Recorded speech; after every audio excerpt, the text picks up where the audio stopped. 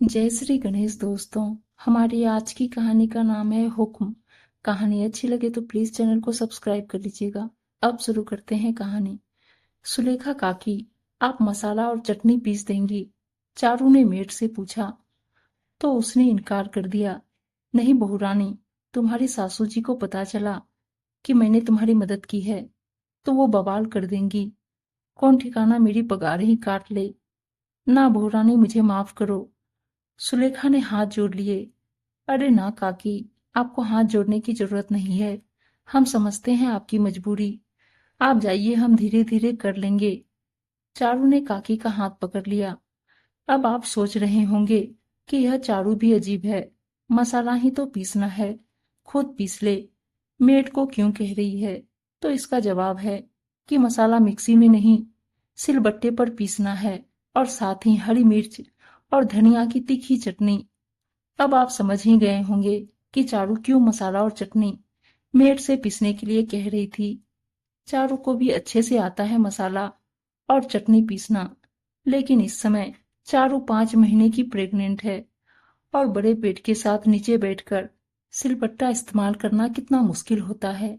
चारू ने सूखा मसाला और चटनी का सारा सामान लिया और सिलबट्टे के पास किसी तरह बैठकर पीसने लगी। बड़े पेट के साथ उसे परेशानी भी हो रही थी, लेकिन वो धीरे धीरे कर रही थी। उसकी परेशानी देख सुलेखा काकी से रहा नहीं गया। उठो बहू रानी, मैं पीस देती हूँ। लेकिन काकी, आपकी पगार। चारू ने लाचारी से देखा। अब पगार कटे या डांट पड़े, आओ हाथ पकड़ो और उधर कुर्सी पर बैठो। सुलेखा ने सहारा देकर चारू को उठाया और कुर्सी पर बैठाकर मसाला पीसने लगी। चटनी पीस ही रही थी कि चारू की सास पार्वती जी चारू से चाय बनवाने के लिए आ गई। बहू रचना को चाय पीने का मन कर रहा है और साथ में पकौड़ी भी बना लेना। चटनी पीसा या नहीं, चारू को कुर्सी पर आराम करते और सुलेखा को चटनी पीसते देख उनकी त्योरियां चढ़ गई। तुम यहाँ आराम से बैठी हो और सुलेखा से मसाले और चटनी पिसवा रही। भाभी, बहू रानी को तकलीफ हो रही थी नीचे बैठकर सिलबट्टा चलाने में, इसलिए मैंने पीस दिया।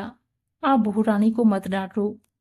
सुलेखा काकी मसाला और चटनी किचन के स्लेब पर रखते हुए बोली, तकलीफ तो हम लोगों को होगी जब यह ज्यादा आराम करेगी।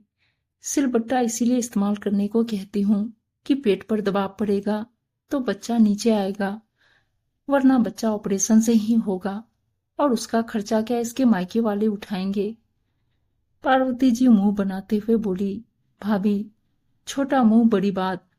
फिर तो रचना बहनी से भी आप सिलबट्टा चलवाया करो, क्योंकि पेट से तो वो भी हैं और उसके तो दिन भी नजदीक आ रहे। 7 महीने से उसे बिस्तर से नीचे सिर्फ जरूरी काम के लिए ही उतरते देखा।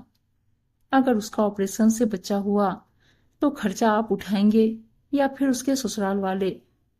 सुलेखा काकी में आज ना जाने कहां से इतनी हिम्मत आ गई कि उन्होंने पिछले महीने से जो देख रही थी वो बोल दिया।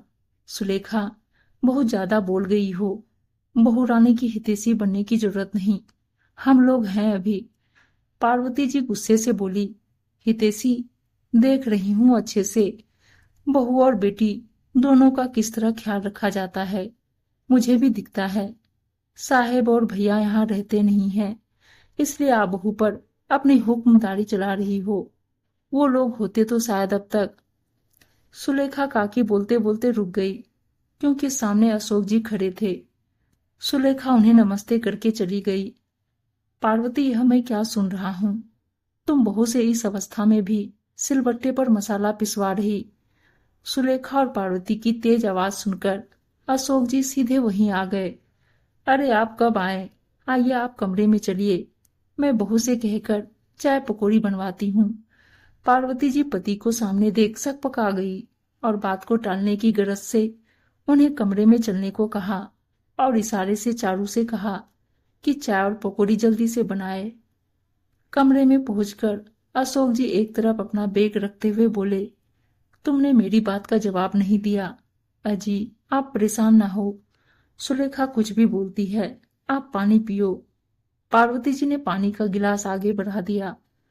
बात को टालने की कोशिश मत करो, मैंने तुमसे उस दिन भी कहा था कि मिक्सी मंगवा लो, बहू को आराम की जरूरत है। अशोक जी ने नाराजगी से कहा, मैं बहू की कोई दुश्मन तो हूं नहीं। जो कर रही उसके भले के लिए कर रही। अगर घर का काम नहीं करेगी तो डॉक्टर फिर चीड़-फाड़ करेगा और खर्चा भी बढ़ जाएगा। इसलिए मैं उसे यह सब करवाती। पार्वती जी सफाई देते हुए बोली। तभी रचना के चिल्लाने की आवाज आई, अम्मा, आपकी बहू को चाय पकौड़ी बनाने में कितना समय लगता है? भूख लगी है मुझे। जितना जानलेवा प्यार बहू पर लुटा रही हो, उसका एक हिस्सा अपनी कामचोर और आलसी बेटी पर भी लुटा देती। काम ना करना पड़े, इसलिए प्रेगनेंसी पता चलते ही यहाँ आ गई और दिन भर बिस्तर पर बैठकर हुक्म चलाती है। मैं और मयंक बाहर रहते और तुम बहू को इससे परेशान कर रही हो। ये तो बहू के संस्कार हैं, जो उसने अपनी तकलीफ ना मयंक को बताई और ना ही अपने मायके वालों को।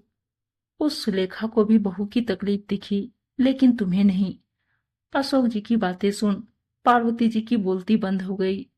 आज सभी को बहू की तकलीफ दिख रही, लेकिन मैं भी यही सब झेल रही थी। तब नहीं दिखाई दी आपको मेरी तकलीफ। पार्वती जी को अपना दर्द याद आ गया। उस वक्त तुम्हारी भी तकलीफ दिखाई दी थी, लेकिन तब मिक्सी नहीं था और अपने गांव में लाइट भी नहीं थी।